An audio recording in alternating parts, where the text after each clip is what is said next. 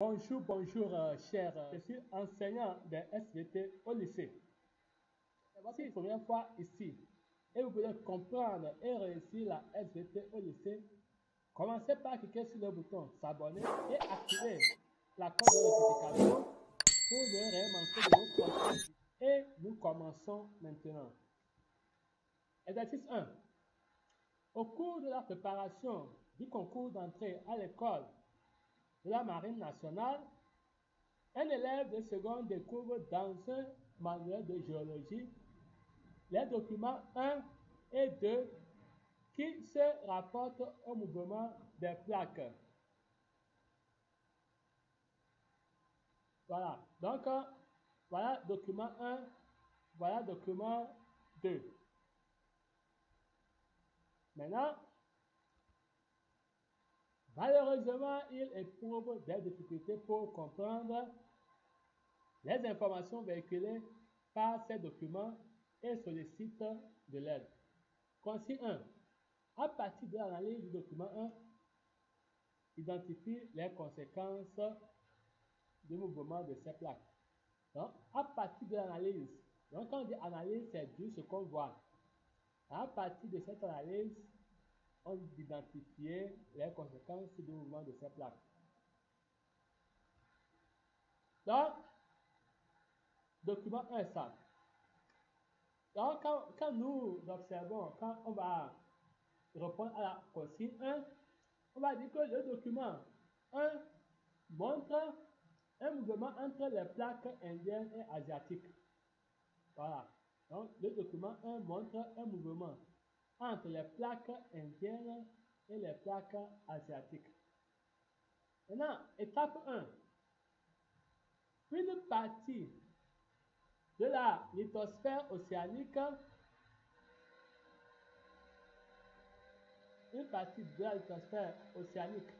de la plaque indienne s'enfonce sous la plaque asiatique. Donc, quand on prend l'étape 1, une partie de la lithosphère océanique s'enfonce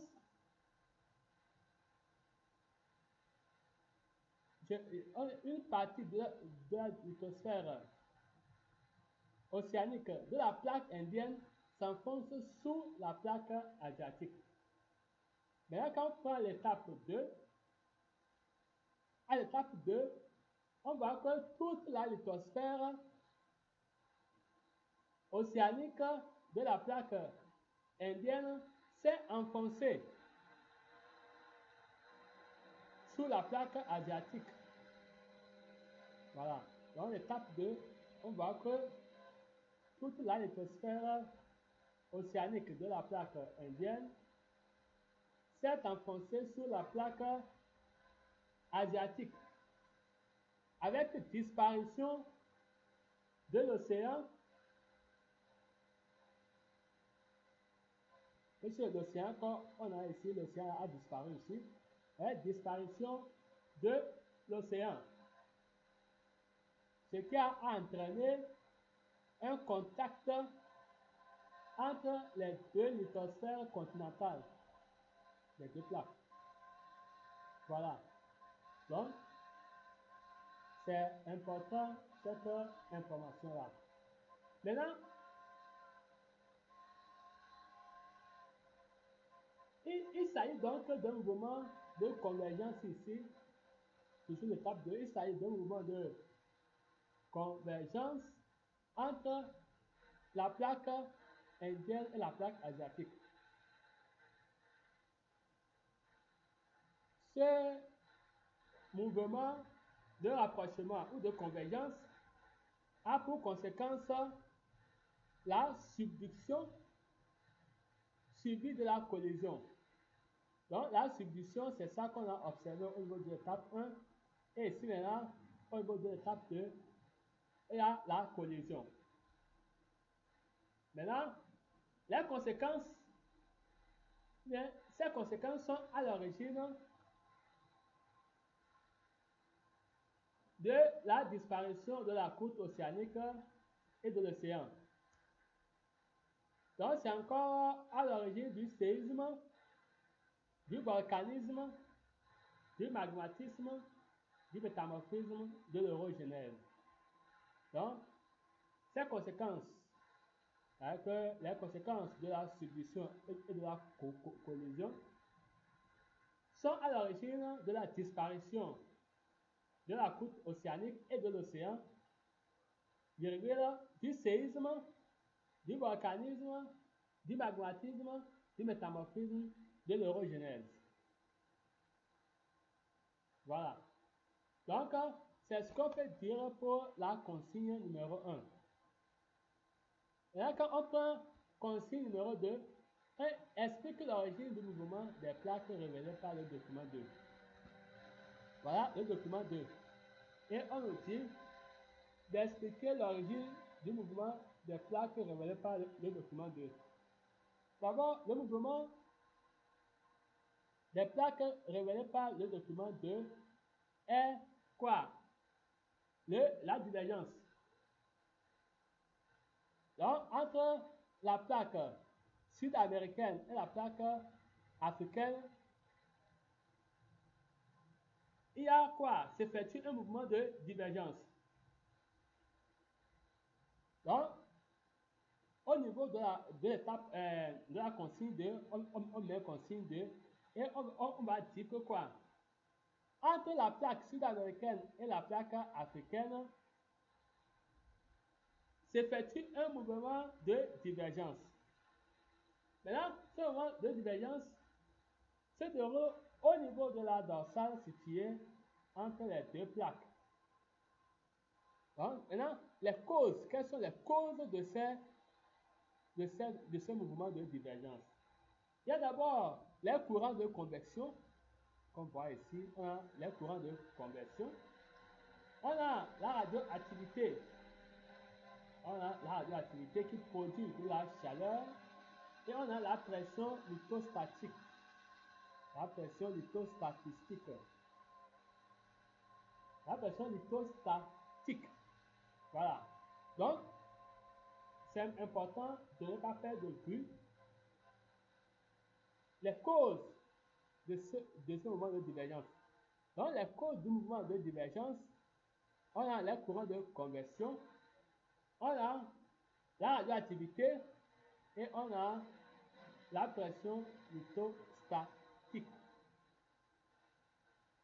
Voilà, pression lithostatique. Donc, voilà ce qu'on peut dire pour exercice 1.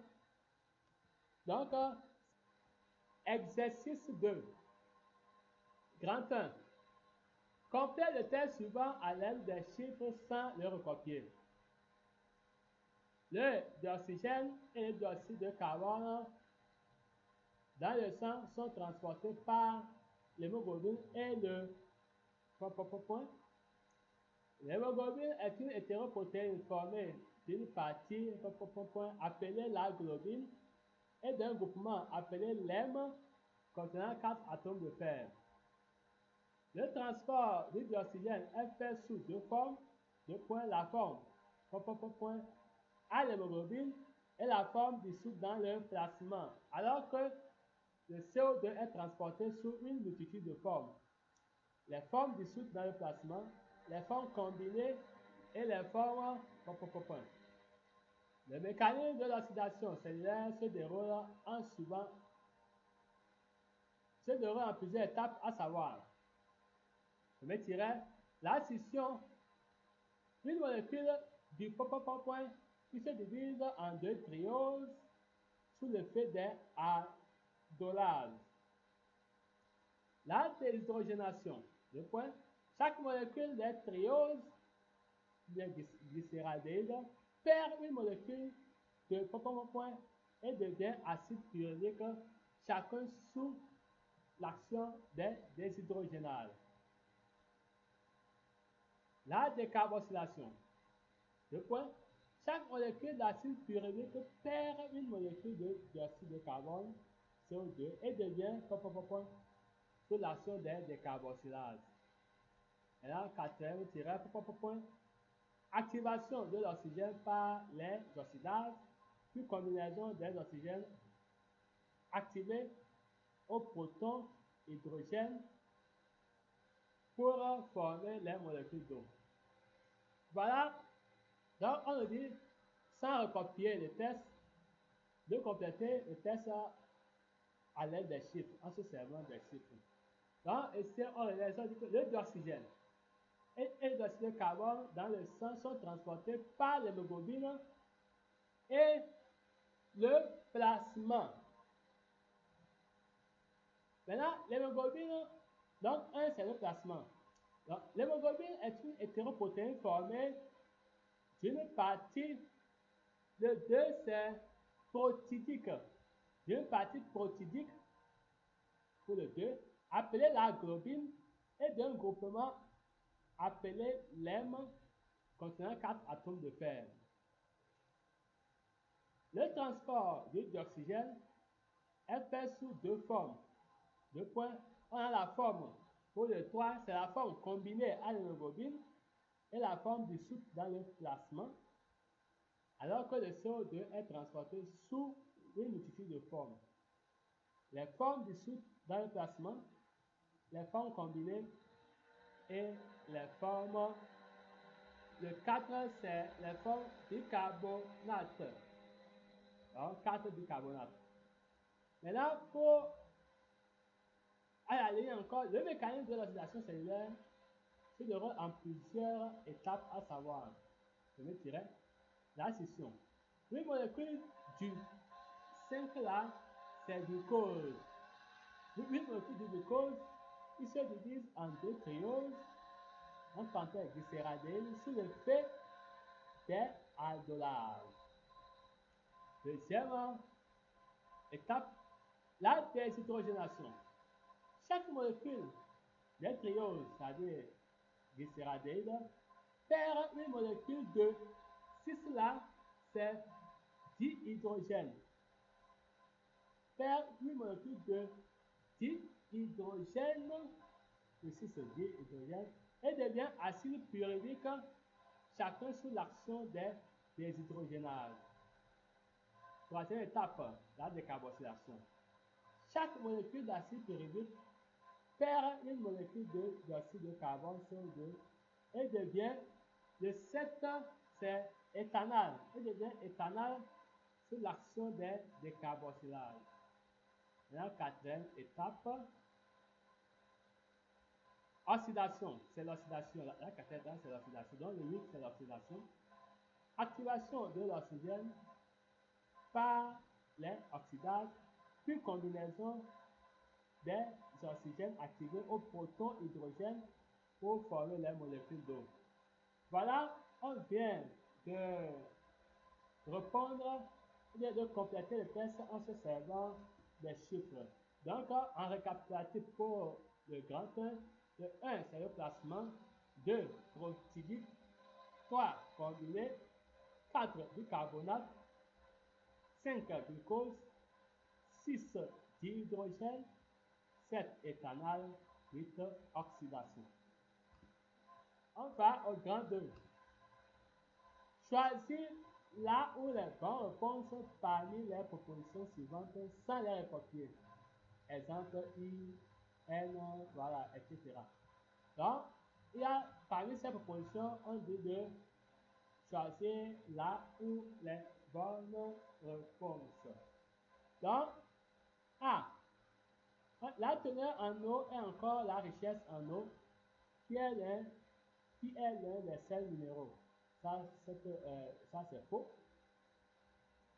B. L'eau et les sels minéraux sont des substances minérales. Ça, c'est vrai. C. Les liquides sont formés d'alcool et d'acide gras. Ça aussi, c'est vrai. D. Une solution colloïdale est une solution apparemment homogène. Ça, c'est faux. Maintenant, E. Le saccharose est un diholoside formé de carbone, d'hydrogène, d'oxygène et exclusivement l'azote.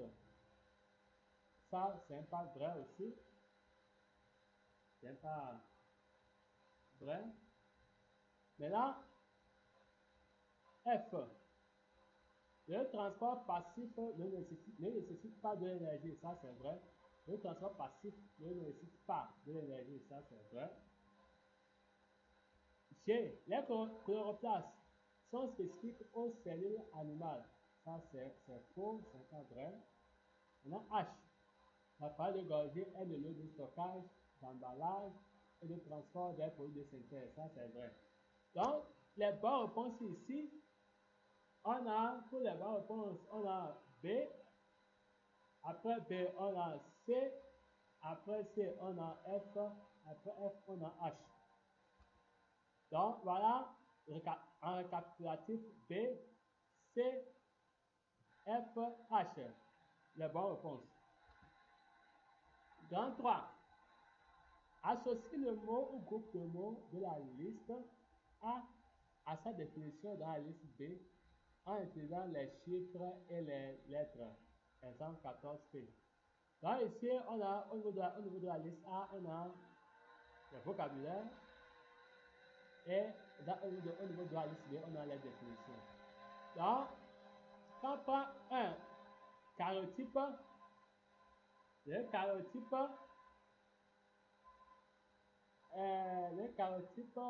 voilà, le karyotype c'est l'ensemble des chromosomes regroupés par paire et classés par ordre décroissant de taille. Donc pour le 1, qui est le karyotype, la définition à associer c'est D. Maintenant 2. Eucaryote, c'est les cellules. Eucaryote, c'est cellules possédant un noyau bien défini. Là, 3 qui est autosome. Pour autosome, on n'a pas une définition pour l'autosome. Quand on prend le 4 qui est l'hémolyse, la définition c'est B. 4B, il y a perte de l'hémoglobine par une hématie ayant absorbé une grande quantité d'eau. Donc pour le 4, on va associer le B. Maintenant, le 5, la mitose, on n'a pas une définition de la mitose ici. Maintenant, 6, qui est gonosome, 6, qui est gonosome. Gonosome, c'est les chromosomes permettant de distinguer les sexes. Donc à 6, on va associer H. Maintenant, transport actif. Transport actif, c'est l'échange de particules nécessitant une dépense d'énergie. Donc, transport actif, c'est l'échange de particules nécessitant une dépense d'énergie. Donc, 7, on va associer F. Maintenant, 8, qui est la méiose, c'est ensemble de 2 divisions successives donnant les cellules haploïdes. Donc, 8, on associe G. Maintenant, homologue. Homologue se dit de 2 chromosomes ayant la même taille et la même forme. Donc, pour 9, on va associer E. Pour 9, on va associer E. Maintenant, pour plasmolyse, on n'a pas une définition de la plasmolyse ici. Là, pour diploïde,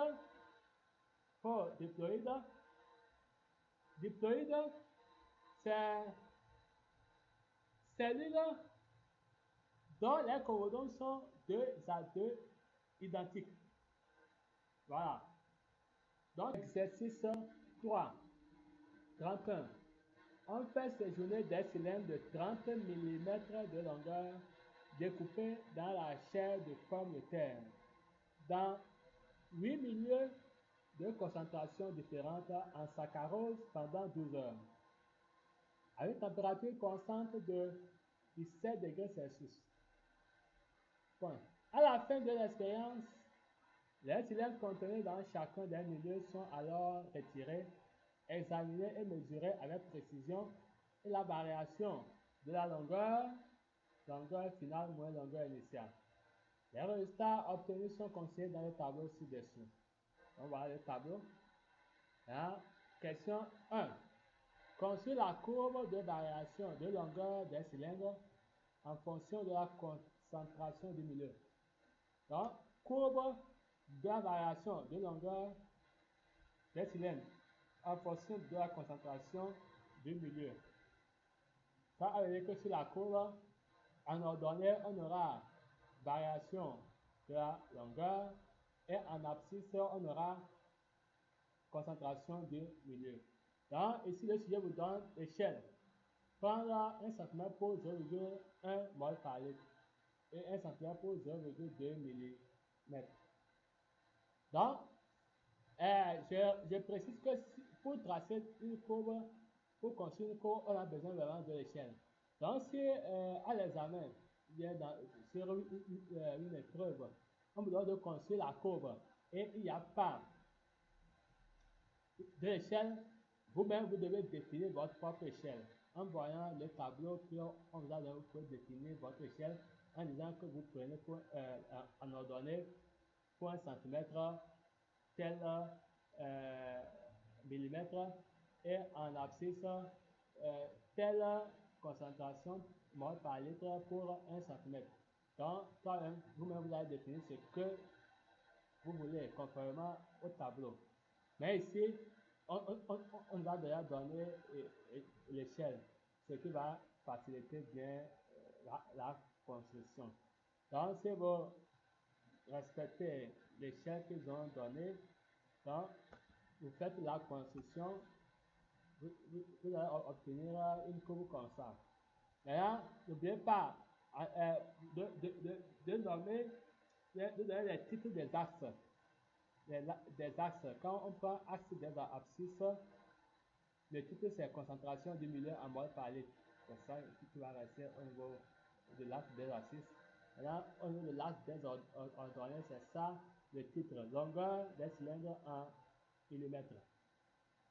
Maintenant, après avoir dessiné la courbe, construit la courbe, le titre, courbe de variation de longueur des cylindres en fonction de la concentration du milieu. Il faut bien mettre ces paramètres-là. Titre des axes, titre le titre du graphique. C'est important. Maintenant, après ça, donc c'est ce que vous allez obtenir avec ce tableau-là en tenant compte de l'échelle qu'ils ont donnée. Maintenant, 2. Sachant que la solution isotonique correspond à la solution à laquelle la longueur des cylindres ne change pas, détermine graphiquement la concentration de la solution qui se trouve isotonique à celle des tissus de pommes de terre. Donc, l'équation là, sachant que la concentration isotonique correspond à la solution dans laquelle la longueur des cylindres ne change pas. La solution dans laquelle la longueur des cylindres ne change pas, la solution c'est ici. Donc, vous verrez qu'à partir de cette concentration et jusqu'à la fin, la longueur ne change pas. Voilà. Donc, comme ils ont déterminé graphiquement, et ils ont déterminé graphiquement la concentration de la solution qui se trouve isotonique à celle des tissus. Donc, là où il y a isotonie des tissus, c'est à ce niveau. là, là où ça se coupe là, c'est là-bas que on a notre concentration isotonique. Donc, si vous mesurez, vous devez, si vous en tenant compte vraiment de l'échelle, là, vous allez trouver 0,23 mol par litre. 0,23 mol par litre ici. Voilà. Donc, c'est ce qu'on peut dire pour la question de grand 1. Donc, on va continuer notre aventure. Grand 2. Les figures A, B, C, D, E et F du document 3 ci-dessous représentent dans le désordre quelques images caractéristiques d'une division cellulaire chez un être humain. Donc voilà les figures qu'on a devant nous. Maintenant,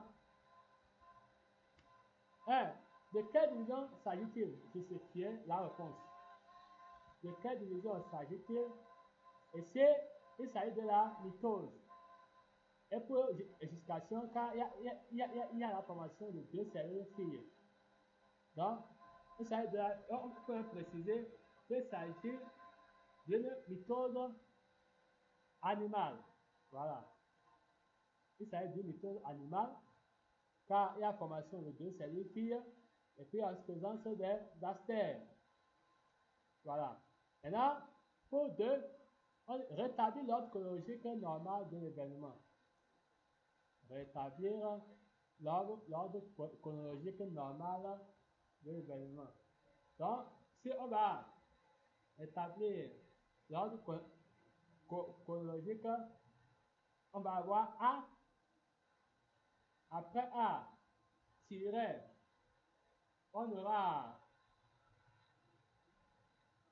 C, A, tiret, C, après C, il y a D, après D, il y a F, après F, il y a E, et après E, il y a B. Donc, on aura A, C, D, F, E, B comme élément de réponse. Maintenant, 3.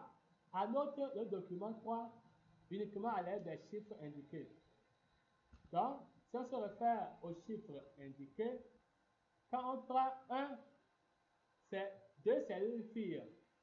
1, c'est 2 cellules filles. 2, noyau. 2, ici on a un noyau. 3, astère. Ici on a astère. 4, cytoplasme. 5, fibre polaire. 6, sillon de division. 7, chromosome à 2 chromatides. Chromosome à 2 chromatides. 8, chromosome à 1 chromatide. Voilà ce qu'on peut dire par rapport à la question grand 2. Et voilà ici, en récapitulatif, donc il s'agit de la mitose d'une cellule animale. Bon, pour la justification, il y a présence de chromosomes, d'astère et obtention de 2 cellules filles. Donc pour 2, la question de l'ordre chronologique, on a A, C, D, F, E, B. Et là pour la notation 3, la notation, on a 1, c'est 2 cellules filles, 2 cellules noyau, 3 c'est astère, 4 c'est cytoplasme, 5 c'est fibre polaire, 6 sillon de division, 7 chromosomes à 2 chromatides, 8 chromosomes à 1 chromatide. Pour m'encourager, et je vous dis une fois encore pour l'intérêt, et je vous donne rendez-vous très prochainement sur notre chaîne Réussir la SVT au lycée pour autre aventure.